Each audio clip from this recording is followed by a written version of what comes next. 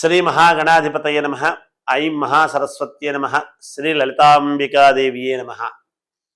ద్వాదశ రాశుల యొక్క ఫలితాలు మే నెలకు సంబంధించి ఈ మే నెలలో అంతా కూడా ఎలా ఉండబోతున్నాయి, 12 రాశుల వాళ్లకు వాళ్ళ యొక్క స్థితిగతులు ఎలా ఉండబోతున్నాయి ఏమిటి అనే దాని గురించి ఇప్పుడు తెలియజేస్తున్నాను. ధనుస్సు రాశి వారికి ఈ మే నెల అంతా కూడా ఎలా ఉండబోతూ ఉన్నది అంటే అద్భుతముగా ఉంది అని తెలియజేస్తూ ఉన్నాను. ధనుస్సు రాశ్యాధిపతి ఎప్పుడైతే మిథునములో ఉండి రాశిని చూస్తూ ఉన్నాడో భగవంతుడి యొక్క అనుగ్రహము అనేటువంటిది పరిపూర్ణముగా మీకు ఉండబోతున్నది. దూరదృష్టికి సంబంధించినటువంటి నిర్ణయాలు, దూర ఆలోచనలు అనేటువంటివి చేస్తారు.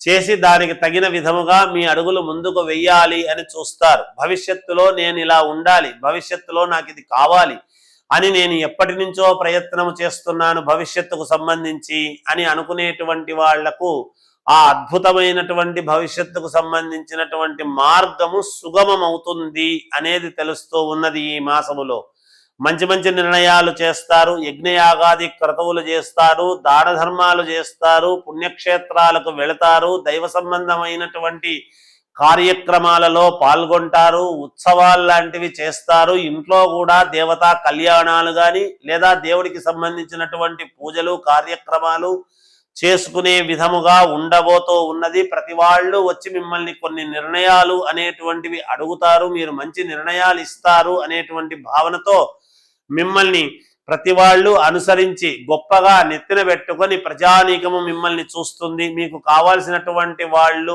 అందరూ మిమ్మల్ని అడగటం వలన గొప్పగా ఫీల్ అవుతూ నేను అందరికీ శ్రేయోభిలాషిని అని అనుకునేటువంటి వాళ్ళు ఉంటారు, అలాగే ప్రవర్తిస్తూ ఉంటారు గాక.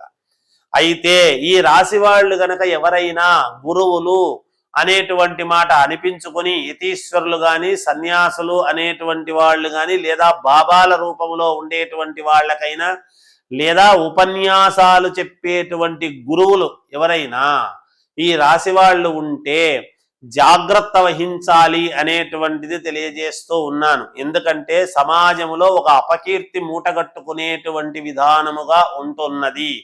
అంతేకాకుండా సినిమా రంగములో ఉండేటువంటి వాళ్ళకైనా రాజకీయ రంగంలో ఉండేటువంటి వాళ్ళకైనా ఒక అపకీర్తి అనేటువంటిది వచ్చే పరిస్థితులు గోచరిస్తున్నాయి. కనుక జాగ్రత్తగా మసలుకుంటే మేలు జరుగుతుంది. నిరంతరము అమ్మవారి యొక్క జపము నామము జపిస్తూ ఉంటే మేలు జరిగే అవకాశాలు ఎక్కువగా ఉన్నాయి. భూ క్రయ విక్రయాలలో మేలు జరిగే అవకాశం ఉన్నది. మీరు మంచి అడుగులు వేసి మంచి నిర్ణయాలు తీసుకుంటే, లేదంటే అవే ఇబ్బందులు కలిగేటువంటి పరిస్థితులు కూడా ఉంటాయి గాక. ఈ మాసంలో కొంచెము పోలీసులతో కేసులతోనూ కొంచెము జాగ్రత్తగా ఉండండి. కోర్టు పరమైనటువంటి సమస్యలు అనేటువంటివి ఉంటాయి.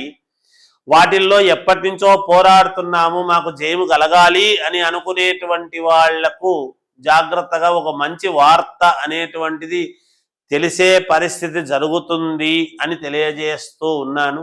జయోస్తు.